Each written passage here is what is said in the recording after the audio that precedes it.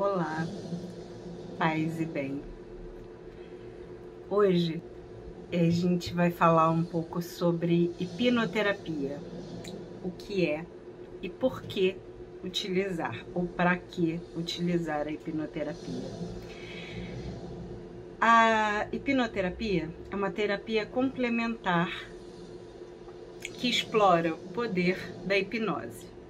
Não aquela hipnose que a gente se habituou a ver nos programas de televisão quando éramos mais novos, não aquela hipnose de palhaçada que a pessoa fica completamente inconsciente e aí sai imitando uma galinha ou alguma coisa desse gênero tosco.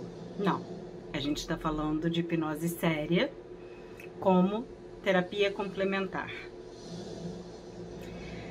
O que é hipnose? Hipnose é uma técnica que instala sugestões positivas numa mente inconsciente. Com as sugestões corretas, é possível que a gente altere a maneira como a gente pensa, a maneira como a gente sente, a maneira como a gente se comporta.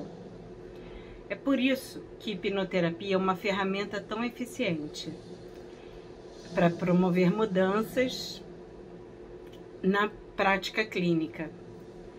Porque se você muda os seus pensamentos, seus sentimentos e seu comportamento, você muda o mundo, né? Você move montanhas. Você pode superar qualquer obstáculo. Você pode resolver coisas que antes pareciam realmente impossíveis. Além disso, quando usada por um profissional certificado, sim, é o meu caso, a hipnoterapia pode ajudar em várias situações. Situações de vícios, obsessões, controle de raiva, depressão, distúrbios alimentares, alívio de ansiedade, relaxamento, gagueira, enfim, são várias as possibilidades. É uma lista bastante extensa. É tão grande que faz a lista de coisas em que a hipnose pode ser útil na vida da gente, que faz a gente se questionar, né? Como pode ser tão eficiente? Como a hipnoterapia pode tratar todas as coisas? A resposta é simplória, como quase tudo dentro de terapia holística, tá? A hipnoterapia, ela atinge o interior dos problemas. Ela ignora a mente consciente, ou seja, a nossa mente crítica, e assim ela possibilita comunicar direto com o inconsciente, com o subconsciente da gente. Ela muda os nossos pensamentos, os nossos sentimentos. Ela não faz com que eles sumam, mas dependendo da sugestão que o hipnoterapeuta for colocando, ela vai mudar a forma como a gente percebe algumas coisas. O mais interessante é que depois que a técnica fica mais familiar para você, você pode realizar essa técnica sem sequer ter a presença do profissional. Por isso existe a auto-hipnose. A hipnoterapia se destaca, entre outras terapias, como de novo, gente, é uma terapia complementar, ok? Ela não faz milagre, não é uma pílula mágica, você não vai numa única sessão resolver todo o seu problema, né? Se fosse assim, todos seriam magros e pareceriam a Gisele Bündchen. Não é esse o nosso intuito. Primeiro que nem todo mundo precisa ser magro na vida para ficar ok, não é? Isso também é importante. Os resultados obtidos são bastante claros, tá? E significativos, essa é a palavra. Por quê? Ela costuma ter uma resolução 100 vezes mais rápida do que a psicanálise. faz sentido, tá? Ela também tem cerca de 4 vezes mais rápido o feedback do que a terapia comportamental cognitiva. O que que acontece? Cada terapia, cada forma de terapia tem o seu porquê, né? Tem a sua metodologia. E cada terapeuta também tem a sua metodologia. O hipnoterapeuta, ele vai conversar com você,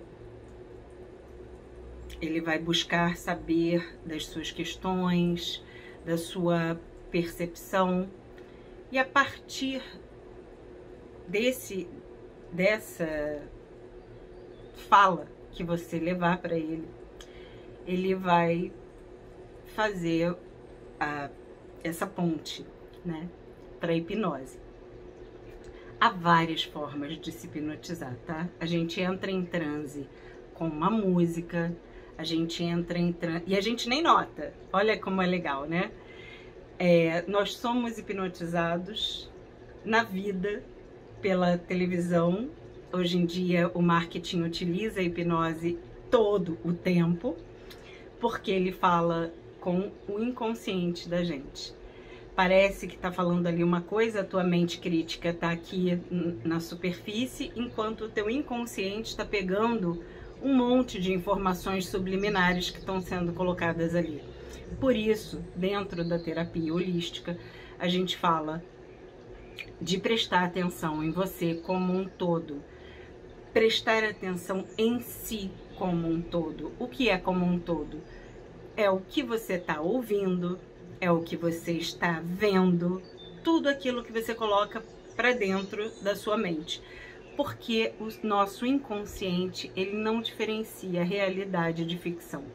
Quando a gente vê um filme de terror, ou quando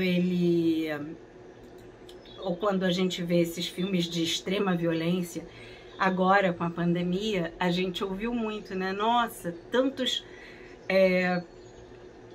filmes falavam sobre isso lá em 1900 e bolinha, né? Sobre uma pandemia, sobre o vírus, The Big One, que vai devastar a humanidade. Não foi esse, não é o coronavírus que vai devastar a humanidade. Isso foi só uma pequena amostra.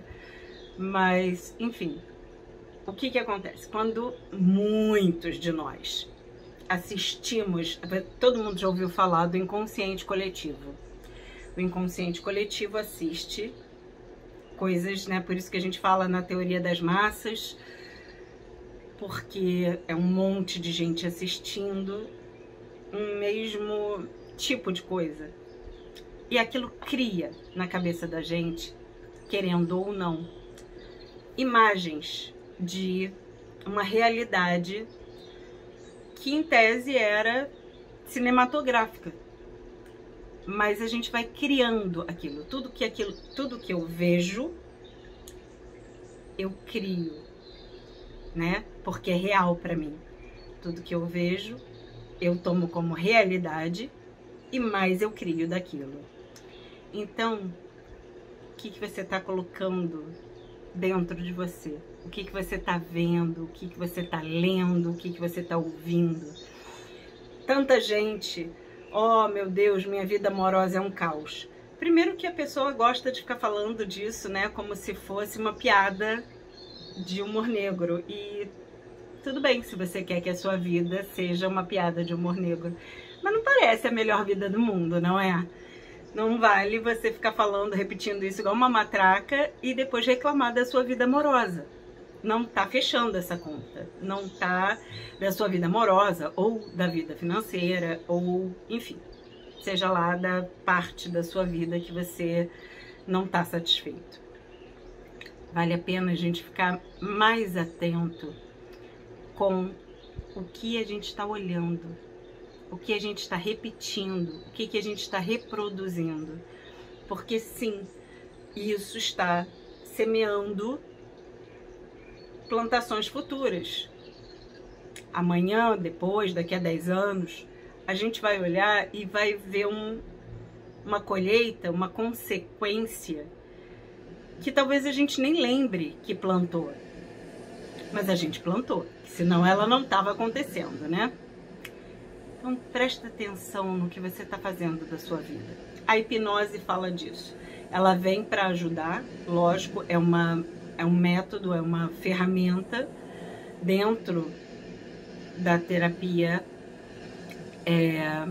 Como eu já falei antes, é uma ferramenta auxiliar, né, da profissão de terapeuta. Muitos psicólogos hoje em dia também já estão usando, tá? E aí se utiliza em conjunto com a PNL, que é a Programação Neurolinguística,